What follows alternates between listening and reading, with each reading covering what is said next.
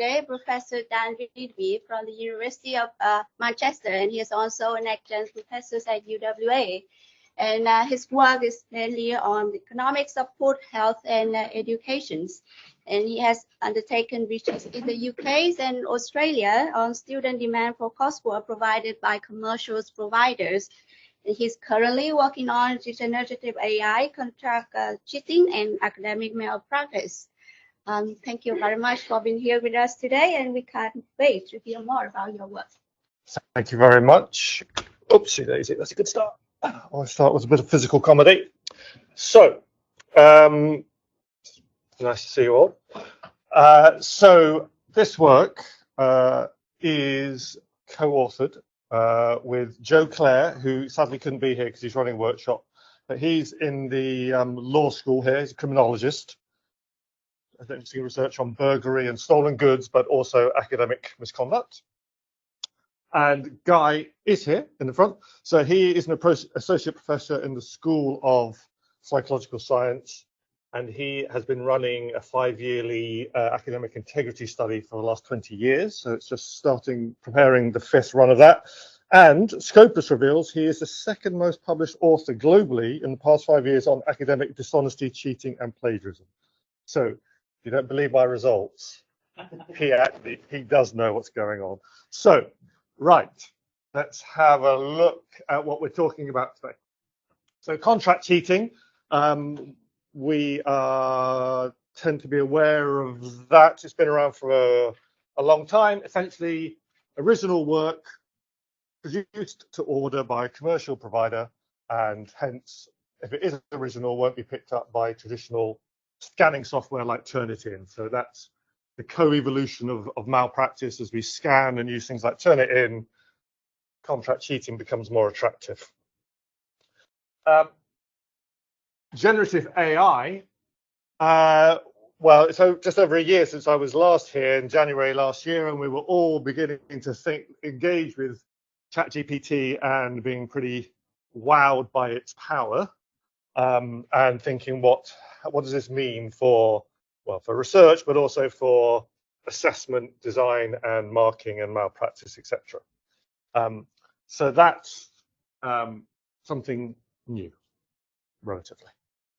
So we're going to be interested in those two things, contract cheating and generative AI. And these things occasionally spill over from our world of teaching and academia into the public consciousness. So a few years ago, University of Sydney and UNSW published their latest figures on contract cheating cases. Essentially, I think they looked harder and hence found more, but the headlines are, oh, there's a big problem here in the mainstream press, rather than, university does a better job of searching for a hidden problem.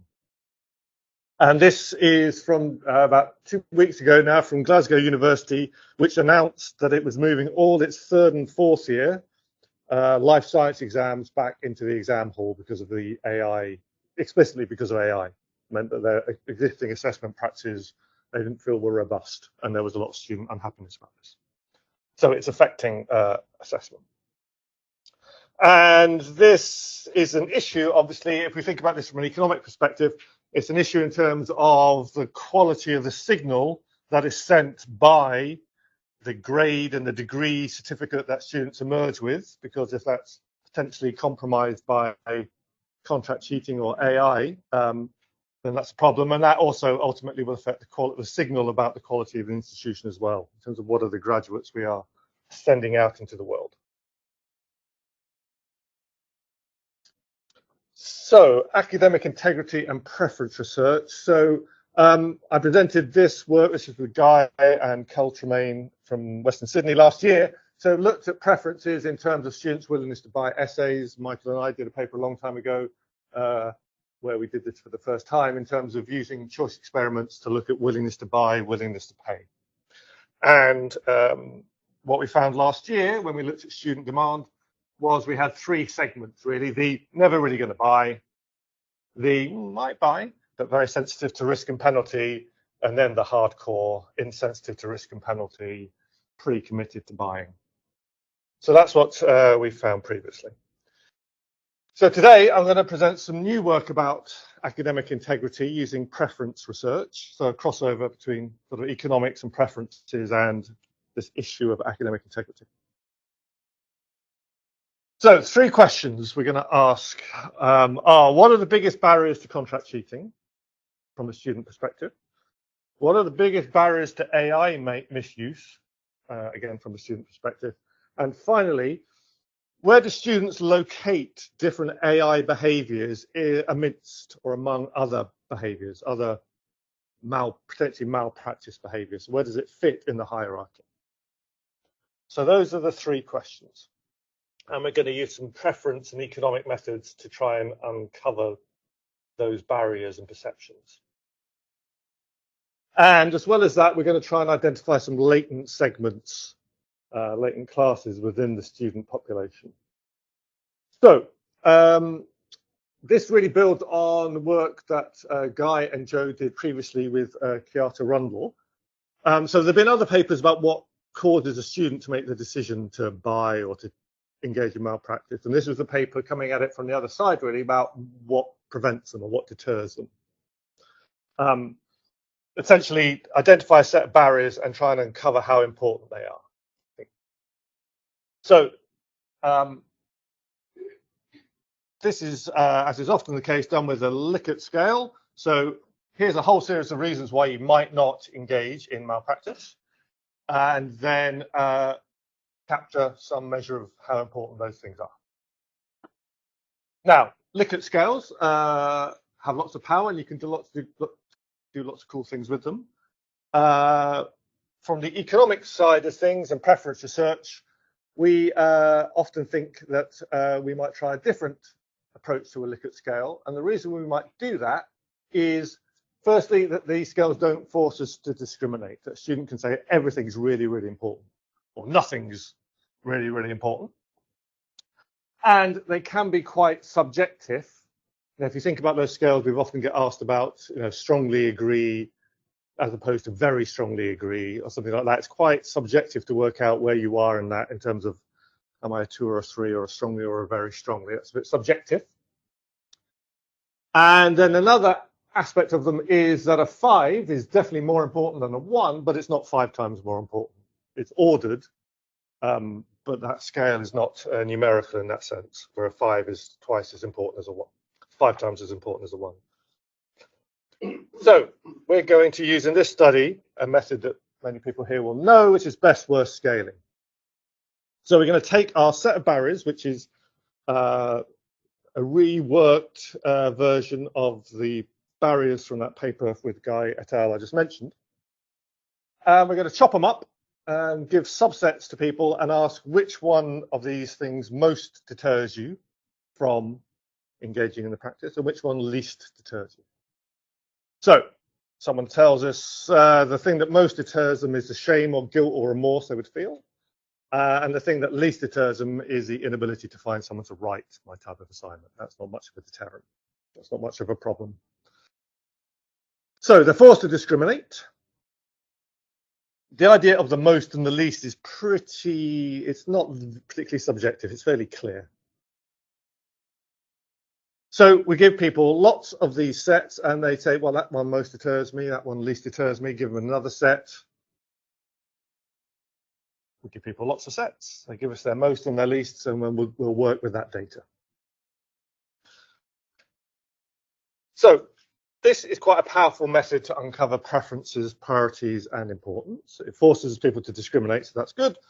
It's also the models we estimate, logit models, have some nice properties in which we can transform the coefficients, and we end up with these important scores, which allows us to say that barrier is twice as important as that one, or that one is 5 times as important as that one. So as well as ordering, we get the scale of the significance, scale of the importance. So that's a reason why we would do this. So let's go back to the research questions. Barriers, first of all, barriers to contract cheating, barriers to AI misuse. We're going to identify a set of barriers, essentially from the previous paper, with a bit of reworking. Identify a set of barriers to AI misuse, trying to keep them as sort of similar as the first set. And we're going to populate those best worst sets with subsets of 4 of them, and just ask students to make lots of choices: best, most deters, least deters, most deters, least deters from all those sets. What about the third question, which is about where do students locate AI behaviors in this hierarchy of behaviors? Well, have method will travel, identify a set of behaviors, including AI malpractice behaviors, populate a load of best worst sets with them, and then ask students to tell us which is the most serious, which is the least serious. And which is, I think we phrased it in terms of the most and the least serious breach of academic integrity. So this student says submitting something that was 100% generated by ChatGPT is the most serious of these 4. Collaborating on what should be an individual assignment is the least serious. And another set and another set. Okay. Now, I should say, the focus here is about AI and malpractice. I appreciate and acknowledge that AI is a very powerful tool. It can be used in lots of good and positive ways in teaching and learning and assessment. So I am not, we are not just saying it's the work of the devil and we should get back, ban it or stop it or whatever. But we're focusing here on that aspect. Our sample, we bought our sample online from the prolific provider, and we included people who were either UK or Australian, students at UK or Australian universities. Collected the data in November, December last year. Got about 500 students equally split between the 2 countries. And after cleaning, we lost about 30 or 40. So we're on to 467 students. I won't go into the cleaning, who we removed, but I can answer that if anyone wants to know. So we asked them some questions, first of all. We know lots about their study, full-time, part-time, which country they're in, etc., their demographics, personality profiles, etc. I'm just going to focus, because of time, on some of the more direct questions of interest. Do you know what ChatGPT is? No one said no. 3%, but a year ago, I think a decent proportion would have done. So it's moving fast. 3% said they heard of it, didn't really know what it was. 70% have tried it. Have you ever submitted work that was generated completely or partially by ChatGPT? 31% said yes. So about a third had submitted work that was completely or partially generated by ChatGPT. It's anonymous. They were convinced that their name was identified. We didn't know their name. We buy them through providers, so we never know their name. We don't even. They knew that. I think so. Yeah. Okay. Yeah. Have you heard of, so on to contract cheating? Have you heard of this behaviour, purchasing and submitting? Most of them had. Nearly everyone, 87%, had heard of contract cheating. I didn't use that phrase, but purchasing and submitting. Do you know of any students who have? 22% said they knew students who'd submitted purchased work. And hey, have you ever done this? 6 students said they had. So we said, oh, could you say a little bit about why, how, etc. And late, time pressure, classic story, 3,000-word essay, happy, got a distinction, busy, out of town, couldn't meet the deadline, time. Last one was interesting. During my first degree, they're now on to a second or third degree, I had an obligation I was not prepared to fail to commit, so I changed my other commitment, which was doing the work, and so purchased something instead. Okay, so those are, now I suspect that's underreporting, even if people are anonymous, and Guy has figures on perhaps more robust estimates of prevalence from his studies. Right, let's do some audience participation. If you have got a device, phone or laptop or whatever, please prepare to play the game. So we asked students, okay, think of 1,000 students at your university. How many do you think will submit purchase work in a year, in any academic year? And we asked them, if you think of 1,000, how many do you think will submit work that is wholly or substantially AI generated? So let's get your answers to those. You'll get asked one of those two questions. So if you go to that URL, tinyurl.com/UWA24, you will hopefully see some questions. Are we seeing this? Thanks for the feedback, Marek. I should have done. That's a very good point. The question, when was this question asked? This was November to December. This data was collected. Okay, I can see people are right. Apologies for the lack of QR code.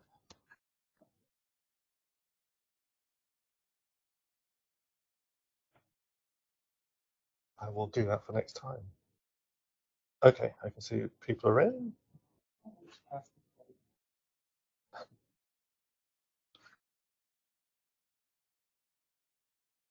Okay.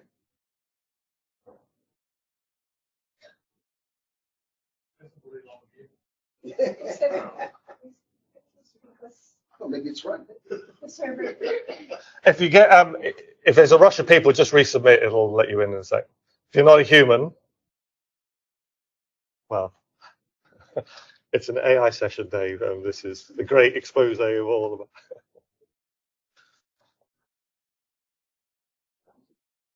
So out of 1,000, how many do you think would be submitting? And then what percentage of those cases do you think get detected?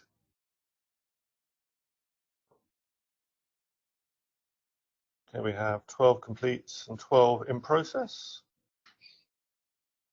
You also asked how many would get reported as opposed to detected. I'll take questions at the end, Michael. No.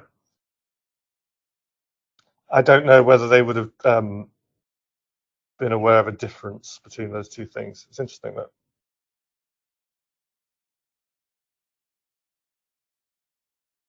My suspicion is that if it's. This is. I'm being hijacked. I'm being hijacked. That's a good idea. That's a great question, Myron. Let's do it. Let's do it. Hands up for hands up who's what reported for contract cheating or a malpractice case of any form. Buying. Has anyone submitted cases for people when they thought the student had purchased the essay? One. Okay. That's what I mean. Yeah. I've suspected it, but you can't prove it, so you can't. Okay, but they're asking about detected, so in the sense of the marker is confident. Last year that Eric proves that it's impossible to use an AI system to prove that an output has been produced by another AI system. Okay, I'm going to close this down now because I have to give you the important results. We can discuss that afterwards. So our survey said, in terms of, you said that you thought about 200 out of 1,000, so about 20% would submit contract cheated work. So, and you said about 12% of them would be caught, of the contract cheaters. You said 252, so about 25% would be submitting wholly or largely AI-generated work, and you thought that 22% of those would be detected. Let's see what our survey said. So they said contract cheating between 3 and 8% submitting, so that's lower than you. Between 8 and 19% of people submitting AI-generated material. That's from the student's perspective. Their detection rates are much higher. They have a much higher expectation of detection rates than you folks. Okay. Okay, as long as they don't find out. Okay, let's get on to some results about the barriers. Barriers to contract cheating, barriers to AI misuse. So based on these best-worst sets. So we estimate a logit model on this. I'm going to present no equations, almost no numbers at all. Just going to present them. So we take our logit coefficients, we transform them into importance scores, which means that 10 is twice as important as a 5, etc. Top barrier to contract cheating is the career implications of it. 2 to 4 are much more to do with the sort of fundamentals in terms of I want the sense of achievement or the remorse or guilt if I'm caught, it's wrong. And then we have fear of being caught, fear of punishment. What would be the career implications if my university record indicates that I had been done for being caught? Yeah, it's the career implications if I was caught. Yeah. No, it's not. That's a good point. It's not about my inability to fly the plane. It's about what the impact will be on my career if I have been done for this. So, so the career implication. So, and down the bottom is things like I don't care enough about my grades. I can't afford to buy. I wouldn't know where to buy or how to buy. I can't buy my sort of things. Just above those, right down the bottom, and too much respect for my lecturers. So. But the career impacts are over twice as important as the issues around I wouldn't trust the seller to deliver. Career implications are 5 times important as the respect for my lecturers in terms of this. Now, we can look for latent classes here. So rather than try and think about an average student, let's think about are there differences in our student population. So the report results from a 3-class model. So identifying latent segments within the groups. So this is one of the classes. If you look at the things at the top, fear of being caught, the fear of punishment, the career implications are the big 3, the top 3 items. So it's about, calculation and risk penalty. So that fear of being caught is twice as important as guilt or remorse, 3.5 times as important as it being wrong to do it, 12 times as important as the respect for my lecturers. I'm not obsessed about that, but I'm just saying 12 times as important as that. Okay, that's one of our classes. Now add in the second class, and they are very different. We can see the really big ones here are things like I want a sense of achievement. It would be wrong or immoral to do this. Shame, guilt, or remorse associated with doing it. And then a third group, it gets hard to really see the differences here. And so what I'll do is I'll just summarize the top 3 top 3 or 4 barriers for the group. So we saw this group, shame, guilt, wrong, it's wrong or immoral, I want a sense of achievement. So we're labeling those for the moment, sort of basically ethics type factors. These are the calculating kids. The third lot, I don't trust the seller to do it on time. I don't trust the seller to do my work well. I can do better than what I can buy. It's really around efficacy. Will I get what I ordered? In terms of the sizes, half of them are about half the sample are in this group, just over a third in this group, and about 13% in this group. So over a third are in the sort of calculating my options sort of group. Okay, that was contract cheating. This is AI. We tried to keep the barriers almost identical, just changing words as it were. So aggregate model. Fear of being caught, top, and 3 of the top 4 are around those sorts of features: fear of detection, the career implications, the fear of punishment. Only wanting that sense of achievement is in the top 4. Wrong and or immoral down here at number 9, 10, guilt or remorse if I was caught, guilt or remorse from doing it down there. So fear of being caught is over twice as important as the notion that it's wrong or immoral or unethical to do this. Let's jump to the latent classes. Isn't it? So 3 classes again. There's too much to take in on this slide, but a very important thing I should have said. A very important thing I should have said was students were randomly assigned to do the contract cheating barriers or the AI barriers. So these are different students doing the 2 pieces, and then they all come together to do the seriousness stuff. So these are different students, but what we find in the 3-class model is it's very similar to the contract cheating results. One class, it's about morality, ethics, shame, guilt, wanting the sense of achievement. One of them, it's about the calculation, fear, punishment. And one of them, it's about efficacy. Don't trust AI to do my work well. I can do better than AI. It prepares me for other assessments. So the ethics group is smaller here. It's down from 50% to just over a third. But very similar, and these are different students to the pattern we've just seen.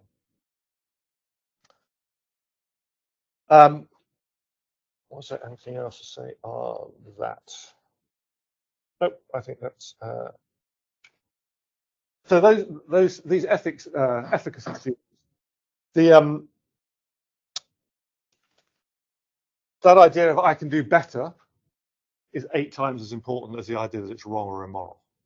It's really that idea that it's wrong is way down the list for the efficacy segment. Right, the third question was about where do students locate different uses of AI, because there's different ways you can use it, in a hierarchy of behaviors.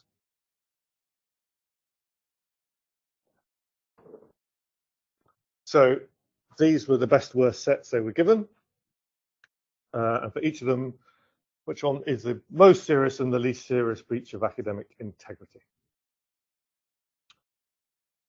Whole load of behaviors, terrible slide, way too much information, but submitting an assignment that you bought, submitting an assignment that was 100% ChatGPT generated, submitting an assignment you downloaded for free, submitting an assignment you got from a friend for free, taking an exam for another person, making up your data or results. So a whole load of them, and we get our important scores again. We'll come back to that. Taking an exam for another person is clearly seen as the most serious breach of academic integrity. Then we get various forms of submitting an assignment, but there is a clear hierarchy. Paid for is more serious than submitting something that's 100% AI generated, which is more serious than something you downloaded for free, which is more serious than written for you for free by a friend, which is this one here, which is, you know, at least a third, if not half of down from those other forms of seriousness. So submitting an assignment you didn't produce is seen as very, very important, as very, very serious, just below taking the exam for another person. But there's an ordering. The other AI behaviors are much, much lower. So number 20, put your assignment into ChatGPT to get an idea about how to answer it, but then doing it yourself. That's the bottom most rated behavior. Number 13, getting AI to rephrase material that you copy from somewhere else is down at number 13. And contract cheating is over 4 times as serious as you got it from somewhere else, you rephrased it through ChatGPT so it wouldn't get picked up in scanning, and that's way down. Making up data or results for your project or lab report is down in 9th or 10th, which to me seems quite surprising. So again, let's have a look for some latent classes. A lot of the interest really is in the differences. Now, all of these results are entirely relative. All these best worst results from the barriers work, and these results are entirely relative. What does that mean? So let's say person A, say Marit believes that buying an essay is twice as serious as not contributing to a group project. And Dave believes the same thing, that buying an essay is twice as serious as not contributing to a group project. So they've got that both relative importance. One's twice as important as the other. But Marit thinks they're both really serious. Dave thinks, oh, they're pretty trivial. They're pretty. We know what Dave thinks about making up the data. So, so that's a joke for the purposes of the tape. That's a joke. So now, in terms of relative terms, they're exactly the same, but in terms of absolute terms, they're very different. One of them thinks they're both really, very serious, and one thinks they're much less serious. Okay, and at the moment, we're not capturing that because these results are all just relative importance. This one's so we would like to have some absolute threshold of seriousness into this analysis. So this is what we call anchored best-worst scaling. And we get a threshold or an anchor in absolute terms because we took all of those 20 behaviors that were in the seriousness best-worst stuff, and we got the students to tell us for each of them, do you think it should or should not result in a disciplinary process? So now we understand where people, the respondents, located those behaviors in terms of actual thresholds for a disciplinary process. So we can take all this information about where these behaviors are located, add all this information to all our choice data about where these behaviors relate to each other, and estimate a model on all of that data together. So we understand how the behaviors are positioned relative to each other, which we had before. But now we have an understanding of how the behaviors are positioned relative to the threshold for some kind of disciplinary process. Okay, latent class model again. Class 1, taking an exam is still top dog. And we have our submitting assignment you paid for, submitting assignment ChatGPT, same ordering of our 4 assignments we didn't write. Now we have a threshold. So 100, these are scaled so that 100 is a threshold for disciplinary. So above here should result in disciplinary, below should not from the student perspective. So putting it into ChatGPT to get an idea is down the bottom, definitely not something that should result in something. Inventing an illness to get or a crisis to get an extension shouldn't count, result in disciplinary. Making up data results is way down. The only one that's Yeah, interesting. So, and about, yeah, so how many are below? I think we've got about, well, there's just, yeah, about 5 of them are below the threshold for disciplinary. But we have the same ordering at the top really as we've seen before, but now making up your data, making up your results is way down. Second class, similar in terms of the ordering, exam, and then submitting an assignment. These, the second class, do think making up your data or results is very serious, is number 3. So there's a big difference in terms of the perception of that. And of course, now we've got this threshold, we can see that they think a much, there's loads of them, these behaviors that they think shouldn't really result in a disciplinary process.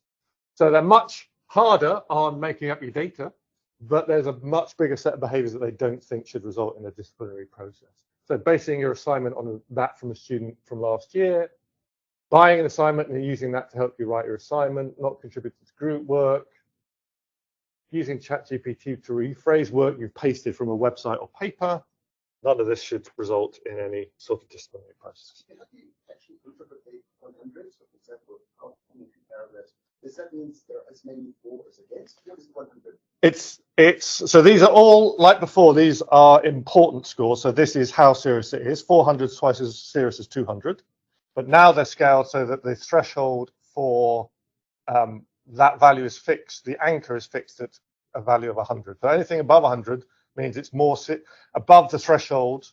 It's so serious that it should result in a disciplinary process. Below the 100 is don't think it should. But those numbers are ratio scaled, so 400 is twice as important as 2, twice as important as 100. Within this latent class, yeah. So how did you work out the threshold? 100 as a threshold. It's just a rescaling. So you just estimate a logit model and just rescale that threshold as to be 100. So yeah, they put them together, making up the data or results is a very noticeable difference as well. Okay, and I should say that the sample ends up at 50-50 split between these 2 classes. So about 50 of them think the making up the data or results isn't that big a deal. Can I ask how you define disciplinary process? Separately from, being expelled to Just a process. So it should result in disciplinary action, not saying what the outcome would be, but it would go into the disciplinary process at your university. not saying what it would be because there's too much. We can't really. Well, we could have said should result in this behavior, but we didn't. We just said you would end up being passed on to the disciplinary process. Okay. Summary. Oops, didn't do that. So, taking an exam for someone else in terms of the seriousness, that is regarded consistently as the most serious thing. Submitting AI-generated material is seen as about the same as submitting, so 100% AI-generated material, about the same as contract cheating. I don't know. I'll let you give your thoughts on that. But there is a definite hierarchy of seriousness of malpractice from their perspective in terms of the means or process by which they are submitting work that is not their own. So buying it is seen as more serious than getting it from AI, which is more serious than getting it for free, which is more serious than getting it from a friend. From our side of things, in terms of malpractice, it's interesting. Putting your assignment into an AI tool to get an idea about how to answer it, but doing it yourself is seen as really serious on average. Making up your data or results is less than half as serious than contract cheating. Contract cheating is seen on, and the aggregate model at least, is twice as serious as making up your data or results. But once we look at that latent class results, we get big differences in terms of the making up data or results issue and how many behaviors are above and below the threshold. Just to remind ourselves about the barriers to contract cheating, biggest barrier on that in the aggregate model is the career implications if I'm caught. Ethics, shame, remorse around the third and fourth most important. And we have these three latent classes which differ in terms of the barriers very, very sort of clearly in terms of the ethical, the calculation of risk and penalty, and the efficacy in terms of do I trust it to them to deliver? Do I trust them to deliver quality? Similar, well, in terms of barriers to AI misuse, fear of detection, biggest barrier. At 1.7 times as significant as or size of effect compared to it being wrong. And we have three similar classes in terms of their profiles. Again, these are different students in the two barriers. So, AI has got huge potential for teaching and learning and assessment, but it's also part of the malpractice landscape. I had my first two vivas of students in this respect very recently. I would say, I don't know, I don't teach here, but my view is that assessment design lags far behind the power of AI in terms of how we've adapted. In terms of, I can speculate more later. Students view pure AI misuse as similar to contract cheating, but they think the source of the unoriginal work affects how serious a breach of academic integrity it is. Making up the data or results, let's just say that those results are interesting and quite unexpected. So, in terms of the barriers, students differ in terms of what deters and motivates them regarding integrity and malpractice. Academic integrity strategies, I think, should take account of that and not have a one-size-fits-all message because the students' motivations and barriers are very different, I think, or we think. And that is it. Thank you very much.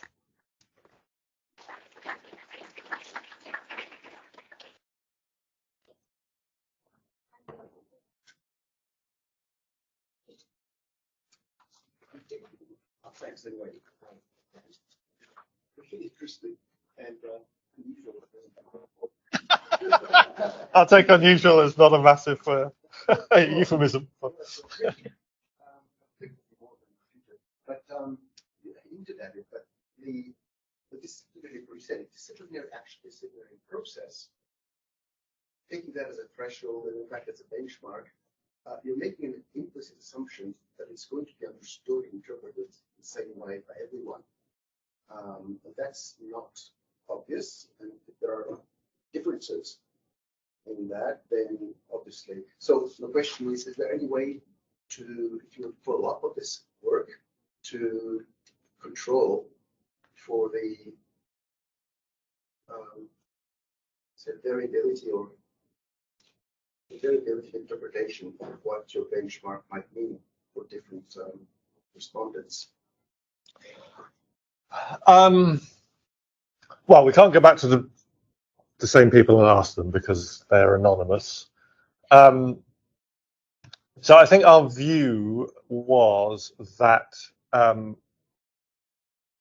that how universities will deal with it and how individual staff members will deal with it. We're dealing with obviously 2 countries in different continents and a variety of students within them, is that there'll be a lot of variety in terms of how different universities, what will be the process, what will be the potential penalty.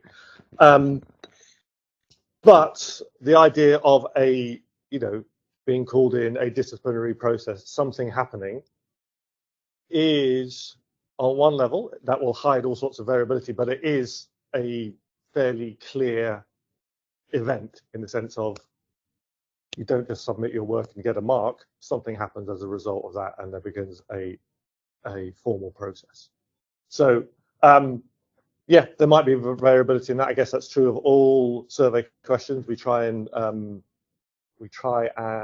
be as clear as we can, but there's scope for unobserved subjectivity in terms of how they interpret that. That's a perception side, but also in a preference side, some people may care much less than others. I mean, in the results, you actually do get that career implication and so on are important. For others, just don't care too much about it. Is that right? Don't care too much about what? About, well, it's that for someone, I'm getting this right, I'm sure, it might be already the result. I'll talk to you later. Okay, but I think just we have to be careful about absolute versus relative. So if I am someone who no, sorry, well, in terms of barriers, if I am someone who's, for me, it's wrong or immoral or whatever, is my number one motive. It doesn't mean that that measure of intensity about that if I did get caught, that would be really big in terms of my career. It's just saying that's way down because I guess they're thinking what matters to me is I wouldn't want to do it because it's wrong or immoral. It's not an absolute measure of I wouldn't care if I got. Doesn't mean they wouldn't care if they got caught. It just means that that's not what's the most deterring them from doing it. It doesn't mean they don't care about what the career implications would be because they're not really thinking in those terms because they're coming at it from the sort of ethics side. Yeah. Dave, Fanny. Sure. So a big picture question, are you aware of efforts to try and strengthen students' moral compass? There's an appalling result there in terms of students start with gross dishonesty.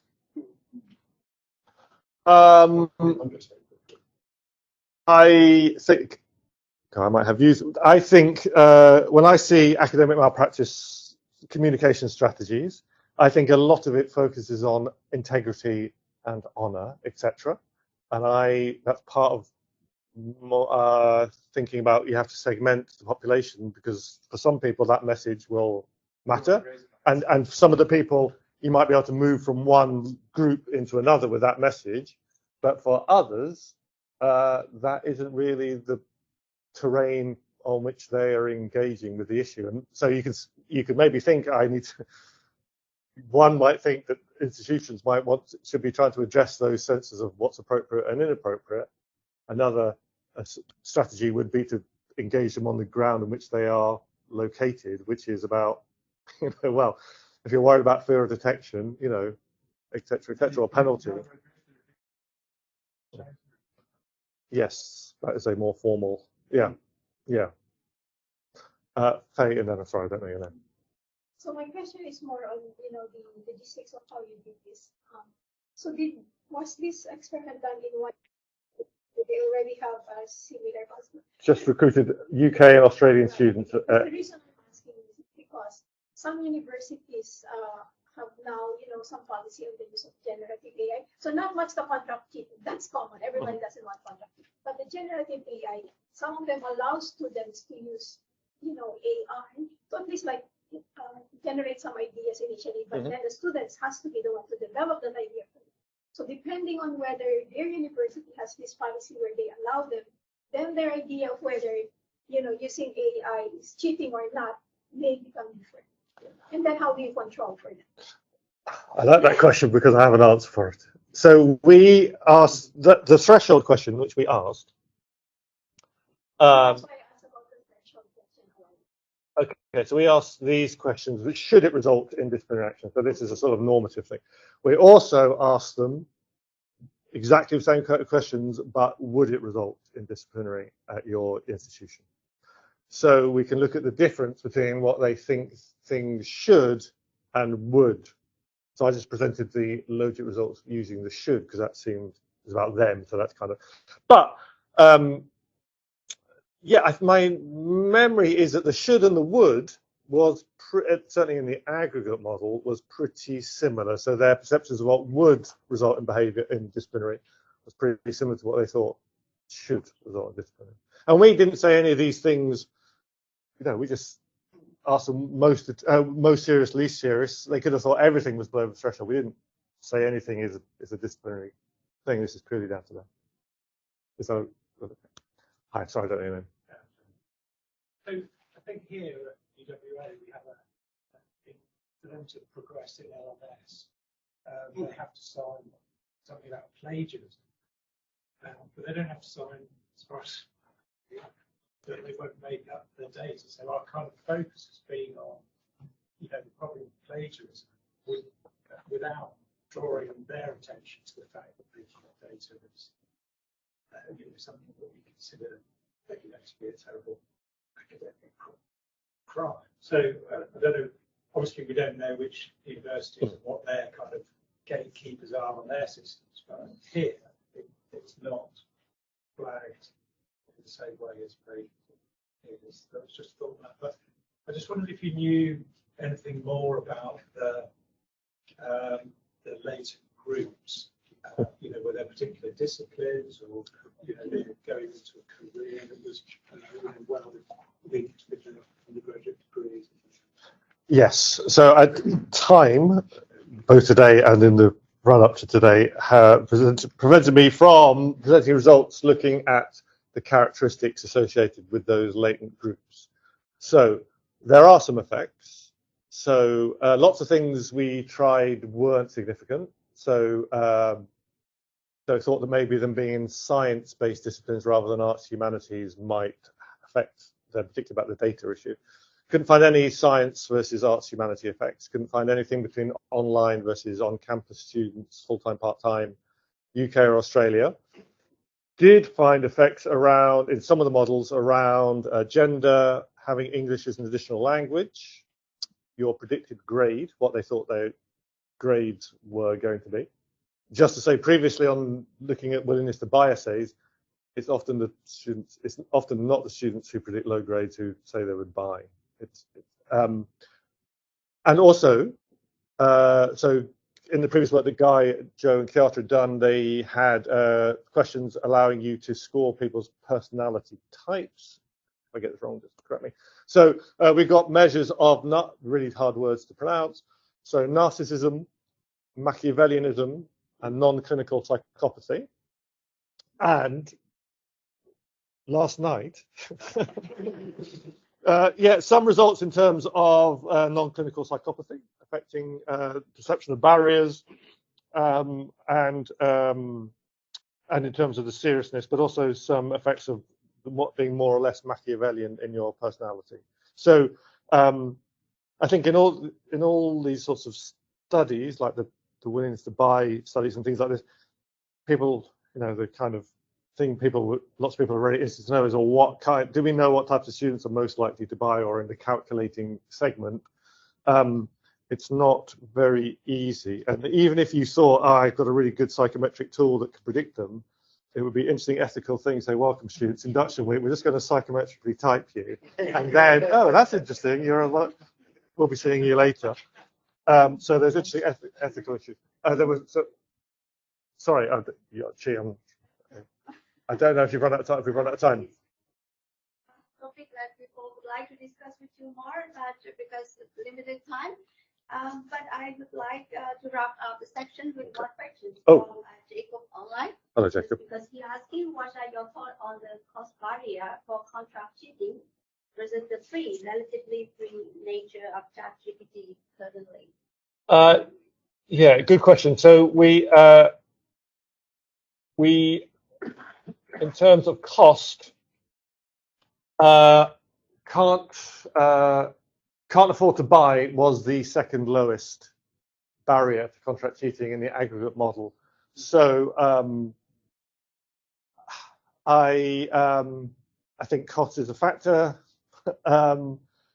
And so, you know, when AI emerged, ChatGPT emerged last year, it was like, okay, we were thinking about how this would affect a choice set, because now you've got this additional option, which is do it through an AI tool, and that's a disruptive technology. And will that be like Uber to the old-fashioned taxi market of contract cheating? But now contract cheating companies, yeah, AI, I think, has perhaps disrupted the contract cheating market. Maybe it pulled some people away, but still, yeah, I think the contract cheating market is pretty robust, I would say, for now. Can I just mention something for the UWA staff here? Yes. There are a couple of staff networks on campus that look specifically into assessment design and using AI and assessment. If you're interested in that, there are plenty of like-minded staff on campus that can tell you how to go and get in touch with them. And there's an academic integrity network, or am I speaking out of turn? There's a community of practices. Yeah, there's a West Australian academic integrity interest group that has an email with it. Australian Australasian Association of Academic Integrity or Academic Network. That's one. Okay, so the website you can sign up to the email list. Okay, so if you are interested in that, you can contact